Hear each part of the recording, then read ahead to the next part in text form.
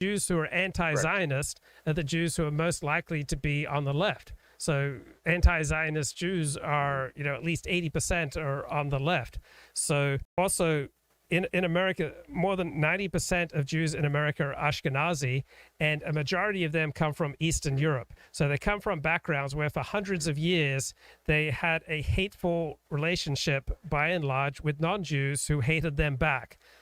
On the other hand, there's a minority of American Jews who come from Western Europe, where Jews for centuries had, by and large, admiration for the non-Jews around them. So it's all about, what type of Jew and in what circumstance. So Sephardic Jews, for example, don't tend to be on the left. They don't have, a knee-jerk anti-Christian attitude. Jews from Western Europe tend to have, very different politics and reactions to Christianity and to non-Jews compared to Jews from Eastern Europe. So Jews are not a monolith, right? There are whole varieties of Jews, and they express themselves differently under different circumstances. And yes, I read Byron Roth.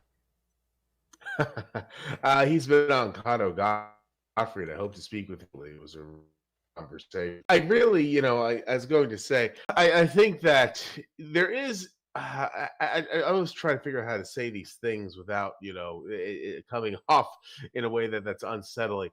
There is on the American right an expectation that Hispanics will save the Republicans. There's no question that the Hispanics, although I don't even like calling them the Hispanics because they're a very heterogeneous group. Hispanic is just a label that Uncle Sam made up by people from who colonized by the Spanish Empire. But as much as I hate using the term, I'll use it here for conversational purposes. It's a frame of reference that most people would get well enough. The Hispanic community is certainly trending more Republican than many people, myself included, thought. I think it definitely is ceiling. But a lot of people on the American right are absolutely obsessed with getting more of the American black vote. And I say American black because the right in the US does get a surprisingly decent portion of the Caribbean black and obviously sub-Saharan African black vote. And that can definitely be improved upon. But a lot of American conservatives bend over backwards trying to get more American blacks specifically. I guess the other kind of blacks just aren't good enough for them. But it's really interesting because no matter what these American conservatives do, the American black community spurns them basically at every turn. It's very interesting to see how people on the American right try to more or less prostrate themselves before American blackness. But the American black community does not reciprocate, to say the absolute least. Anything to say about that, Luke? Yeah, I think there's a fundamental difference in our worldviews. I always try to understand what people are saying and doing from what would be the rational reasons why they act this way. And you seem to often point out, how highly irrational various groups are. So when people on the right are appealing for the black vote, it's not about appealing for the black vote. It's about making it socially acceptable for non-blacks to vote for the right. Being anti-abortion is not primarily about abortion because there's virtually nothing in Christianity that would make, anti-abortion a crusade. It's a way of organizing people with a certain worldview, a bridge with another worldview so that you can get certain things done in society. So all those people on the right who are appealing for the black vote, they're not doing it to get the black vote. They're just making voting Republican trying to make voting Republican more socially acceptable by saying, look how anti-racist we are. What's very interesting is that in the black community, when there is a black Republican running for office, that person tends to get less of the black vote than a non-black Republican does, because in the American black community, someone is thought of as not terms that I particularly like, but an Uncle Tom or a servant of Mr. Charlie.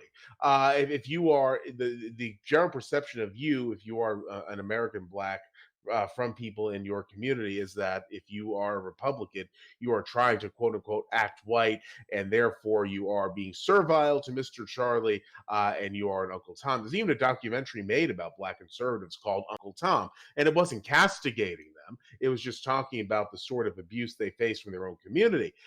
It's really, really something to see.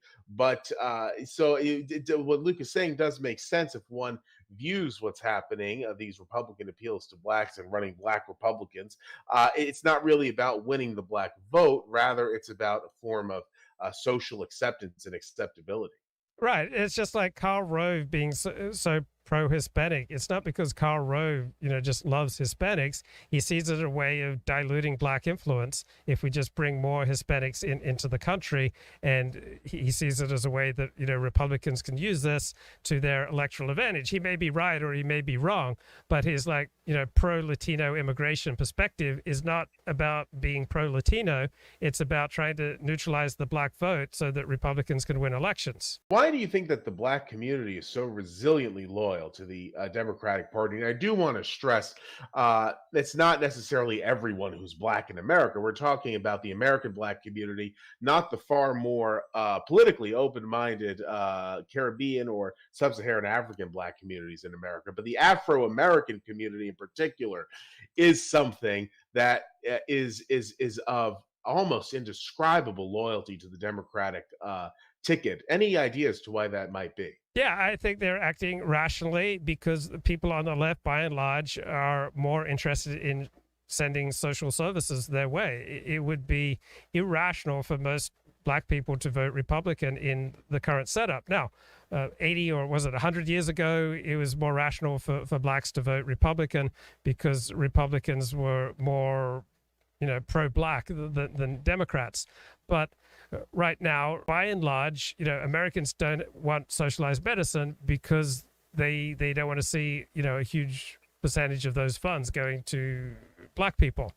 And people on the right, they want to shrink the size of social services because they see them as going to people unlike them, going to black people. So it just makes perfect rational sense to me why the overwhelming majority of blacks would be on the left, because the left wants to shovel social services their way and the right wants to minimize that. I think it's more than that because even blacks, Afro Americans who have no need for social services, who do very well for themselves, are resiliently loyal to the Democratic Party.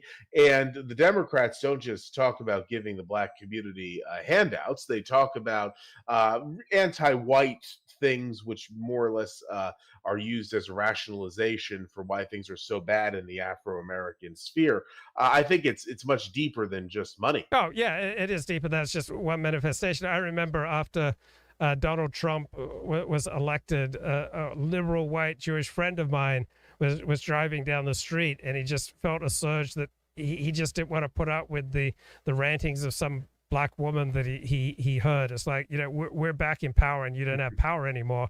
Barack Obama is gone. So people, every living organism wants to create an environment that is most suited for their thriving. So many, black people felt a tremendous surge of power, and they just felt good when Barack Obama took office. When blacks vote cohesively for the left, they are perhaps better able to maximize the shaping of a type of environment that they want to live in, and they get a narrative that's fed back to them where blacks are at the center of the universe. So for the people on the left, for the Democratic Party, you can't talk about almost anything in America without first asking how will it affect black people. So whether it's crime, law enforcement, education, public transport, zoning, everything is about how will this affect black people. Black people rule the Democratic Party. Like, why would you not vote for your group that rules, the dominant political party in America? Blacks run the Democratic Party. Blacks dominate